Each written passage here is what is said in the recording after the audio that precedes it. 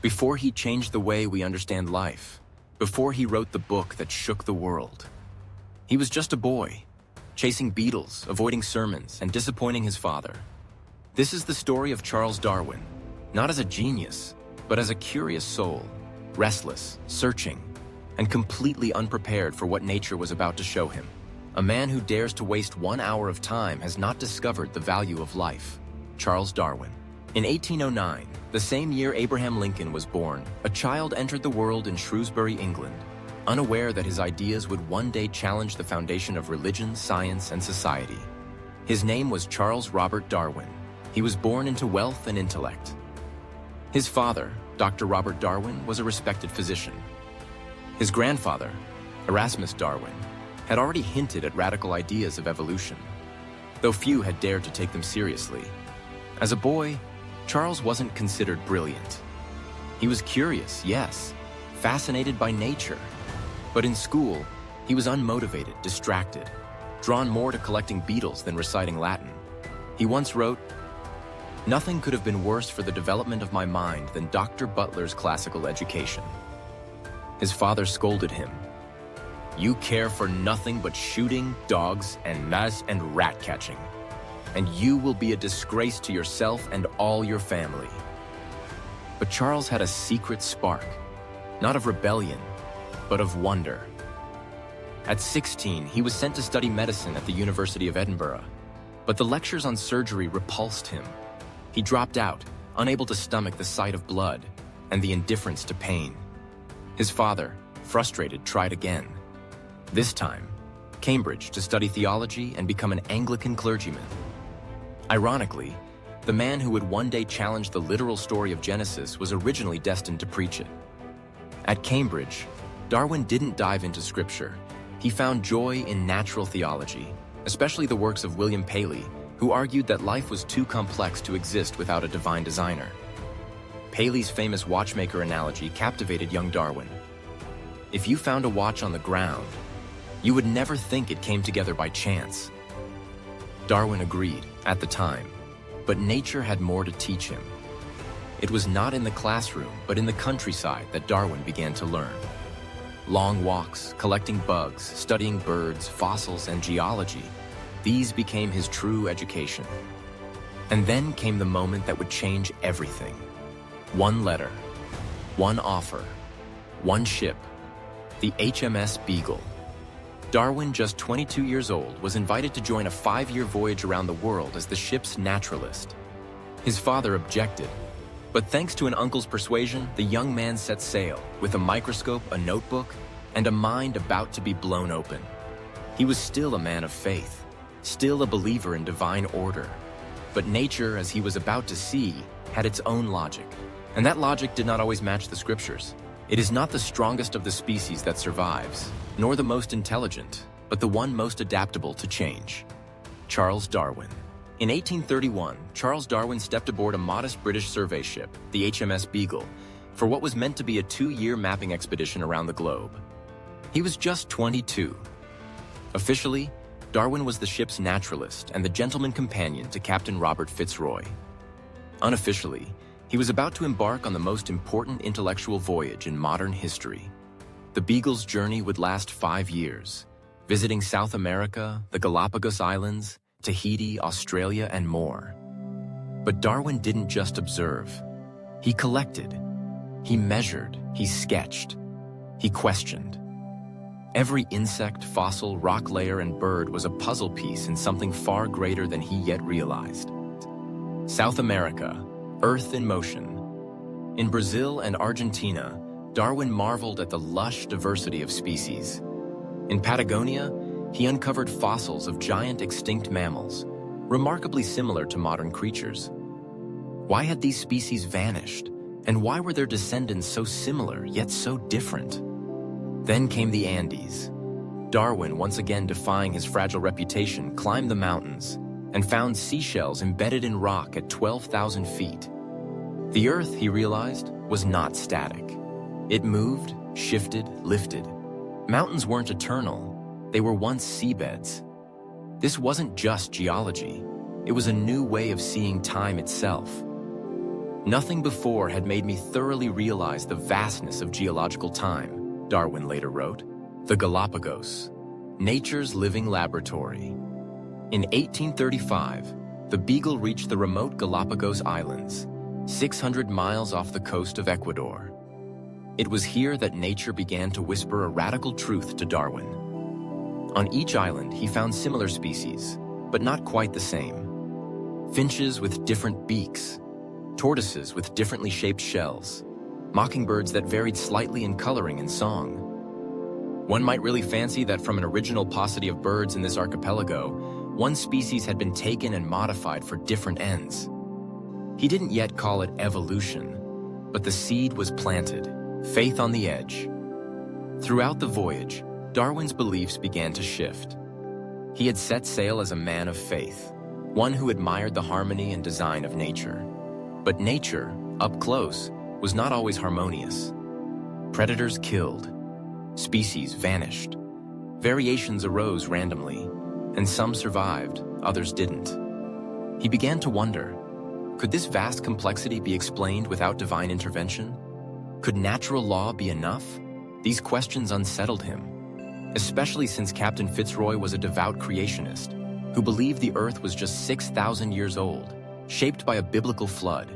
Their arguments became heated, science and scripture clashing in the tight quarters of a ship. And Darwin began writing. Quietly. In his journal, in his notebooks, in the margins of his thoughts. He didn't yet have the answer, but he had seen too much to unsee it. Return of a new man. When the Beagle returned to England in 1836, Darwin stepped off the ship forever changed. He was not the same young man who had boarded it.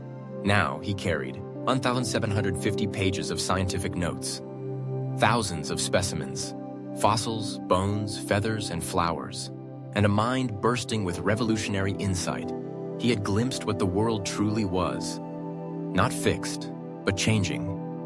Not divinely arranged, but dynamically evolving. And soon he would try to explain it, not with faith, but with evidence. The Galapagos Revelation. It is not the strongest of the species that survives, but the one most adaptable to change. Charles Darwin. After nearly 4 years at sea, the Beagle arrived at a scattered chain of volcanic islands off the coast of Ecuador, the Galapagos. To the untrained eye, the islands seemed barren.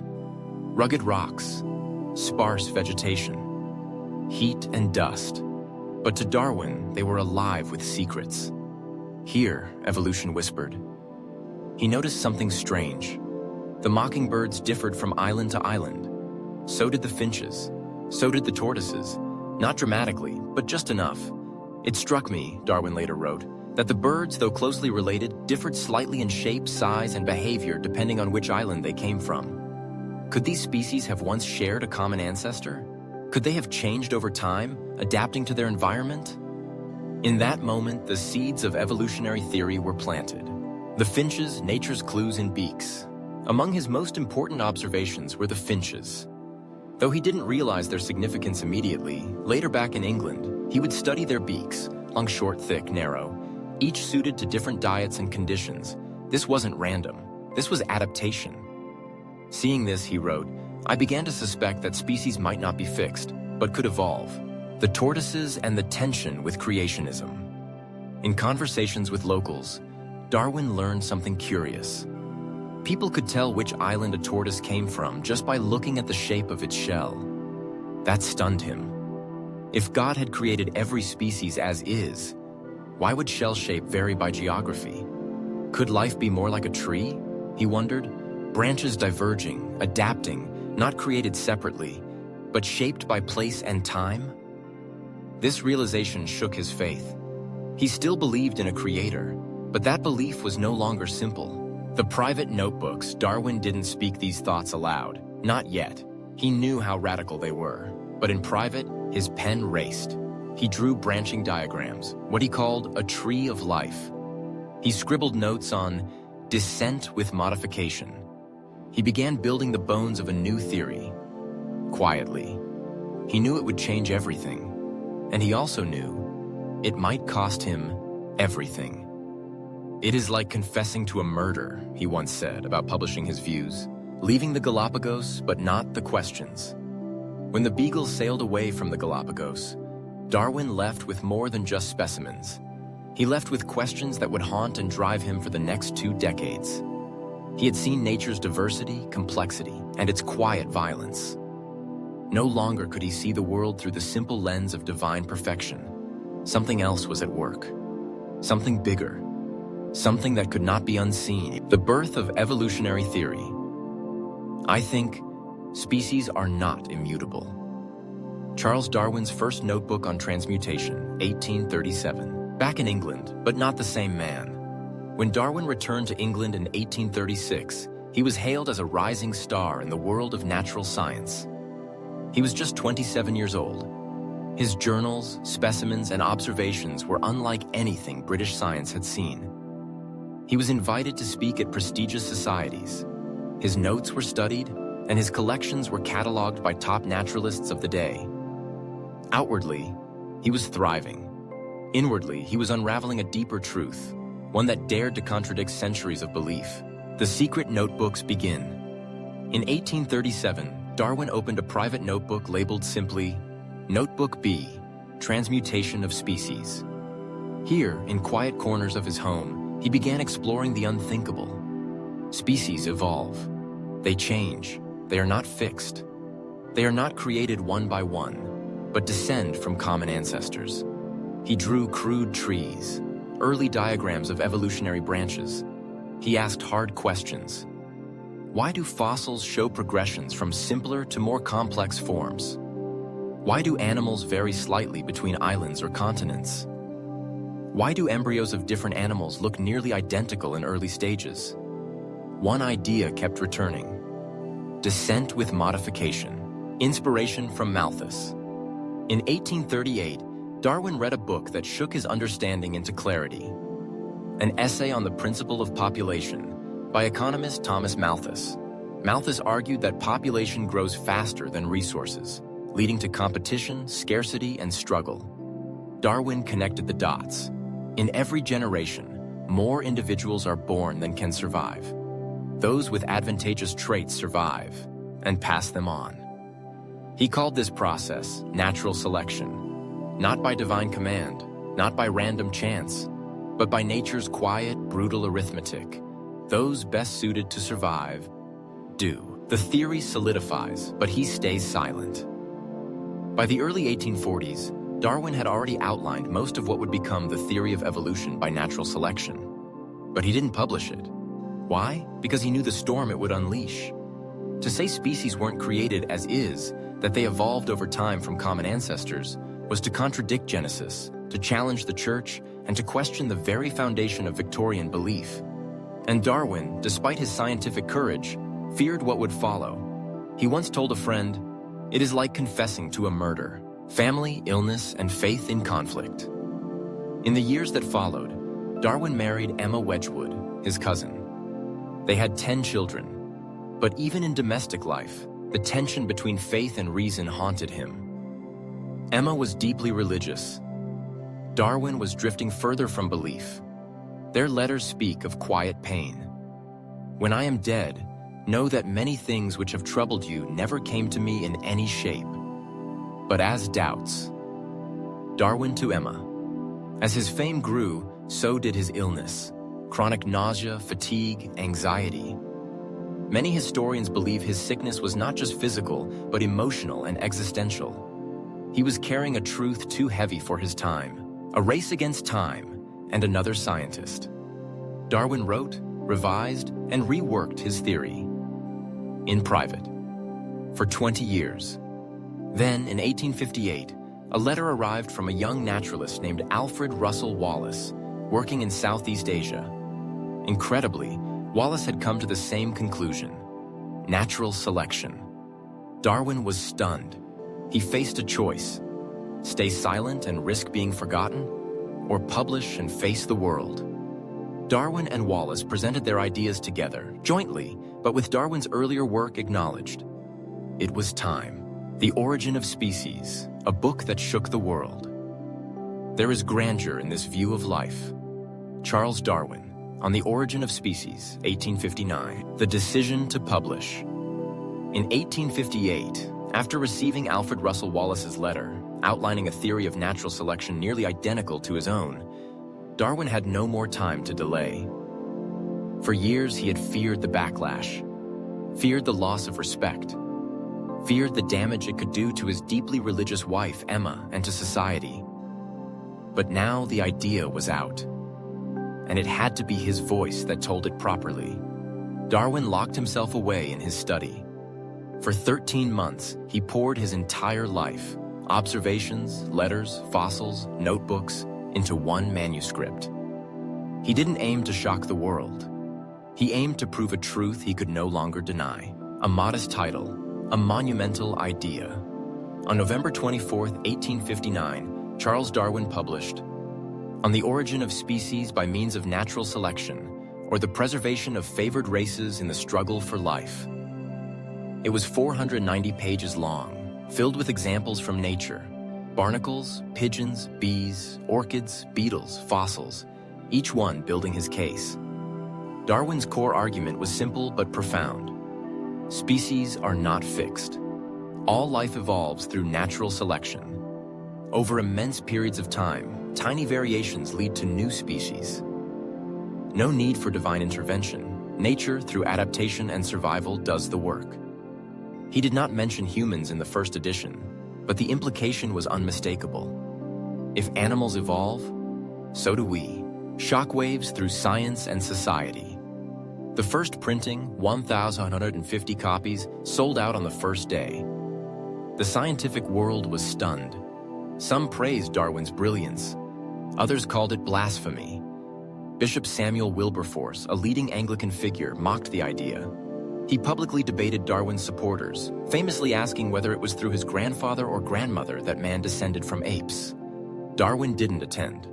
But Thomas Huxley, his loyal ally, later known as Darwin's bulldog, delivered a fiery defense. The debate between science and religion was no longer whispered in drawing rooms. It was on the front page. A theory too big to ignore. What made Darwin's book different wasn't just its idea, but the mountain of evidence he presented. He wasn't speculating. He was showing. And though many scientists resisted the mechanism of natural selection, few could deny the power of evolution itself. Suddenly, biology had a unifying framework. Paleontology had a narrative.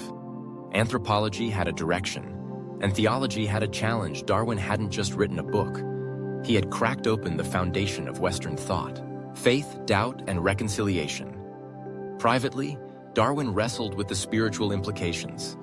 He still believed in a creator, but not one who intervened directly, more like a divine clockmaker, who set the universe in motion and let natural laws unfold. He once wrote, "It seems to me absurd to doubt that a man may be an ardent theist and an evolutionist." But he also stopped attending church. He never declared himself an atheist. He remained respectful of others' beliefs. But his God no longer created life as it is. Rather, he created the laws by which life changes. It was perhaps a quieter kind of faith. Impact beyond science. The Origin of Species reached far beyond biology. It influenced philosophy by challenging essentialist thinking, politics by inspiring debates over progress and survival, art and literature by reshaping how humans saw themselves, education by placing evolution at the heart of modern science. And of course, it sparked misuse. Some twisted Darwin's ideas into social Darwinism, a brutal misinterpretation that justified colonialism, racism, and eugenics, things Darwin himself never endorsed. But the core truth remained powerful. Life changes. Life adapts. Life evolves. A final sentence that still echoes. In the final paragraph of Origin of Species, Darwin wrote, "There is grandeur in this view of life, that whilst this planet has gone cycling on according to the fixed law of gravity, from so simple a beginning, endless forms most beautiful and most wonderful have been and are being evolved." It was not just a conclusion. It was a new beginning. The world would never be the same. Faith, controversy, and courage. I can indeed hardly see how anyone ought to wish Christianity to be true. Charles Darwin, Private Letter, 1880. A religious man in a post-religious storm. When On the Origin of Species was published, Darwin was not seeking war with religion. He was raised in a Christian home, married a devout Anglican, and had once considered becoming a clergyman himself. Even as his ideas grew more radical, he remained, in many ways, deeply moral, gentle, and respectful of faith. But society didn't see it that way. To many, Darwin hadn't just written a scientific book. He had fired a cannon at the Book of Genesis. The debate becomes public. In 1860, just a year after Darwin's book shocked the world, one of the most iconic confrontations between science and religion took place. A public debate in Oxford between Bishop Samuel Wilberforce, witty, powerful, and passionate, and Thomas Huxley, Darwin's staunch defender. Wilberforce attempted to ridicule evolution, asking if Huxley claimed ape ancestry through his grandmother or grandfather. Huxley replied, calm but sharp, "I would rather be descended from an ape than a man who uses great gifts to obscure the truth." The crowd erupted. It wasn't just a debate, it was a turning point. Darwin didn't attend. He was sick at home. But the battle for ideas was now public. Family tensions and private pain. At home, Darwin faced more than scientific pushback. He faced emotional tension. His wife, Emma, was a deeply religious woman. She feared his ideas and feared for his soul. They loved each other deeply, but the distance between belief and disbelief never fully closed. Darwin struggled. "I feel most deeply that the whole subject is too profound for the human intellect. A dog might as well speculate on the mind of Newton." Though he drifted from organized religion, Darwin never became a militant atheist. He called himself an agnostic, a term coined by Huxley. He didn't claim to have all the answers. He simply followed what the evidence showed, and he had the courage to say, "I don't know." Health, isolation, and perseverance. Throughout his life, Darwin battled illness. Headaches, nausea, exhaustion, stomach problems. Many now believe were caused by stress, anxiety, and inner conflict. His retreat to Down House in the quiet countryside was both a refuge and a prison. He wrote letters endlessly. He avoided public lectures. He declined arguments, but he never stopped working. It is not the critic who counts, he might have thought, but the one who dares to keep thinking. He continued publishing The Descent of Man, 871, applying evolution to human origins. The Expression of Emotions in Man and Animals, 1872, connecting biology and psychology. Numerous botanical studies revealing evolution even in plants. He grew quieter, but his voice echoed louder than ever. Legacy in the Crossfire. Darwin lived to see his ideas spread and spark both admiration and fear. Some saw liberation in his theories, a universe not ruled by divine will, but by natural law. Others saw chaos, a world where man was no longer made in God's image, but descended from animals. His ideas were twisted. Social Darwinists used survival of the fittest to justify colonialism and racism. Eugenicists manipulated his name to promote horrific agendas. Darwin rejected these distortions. He was a scientist, not a politician. His theory was descriptive, not prescriptive. He had explained life, not dictated how to live it. The courage to doubt. In an era dominated by certainty, religious, social, and scientific, Darwin dared to say, "We must remain open to the evidence, even if it challenges everything we once believed." He didn't destroy faith. He offered a different kind of awe, one rooted in nature, change, and the relentless unfolding of life.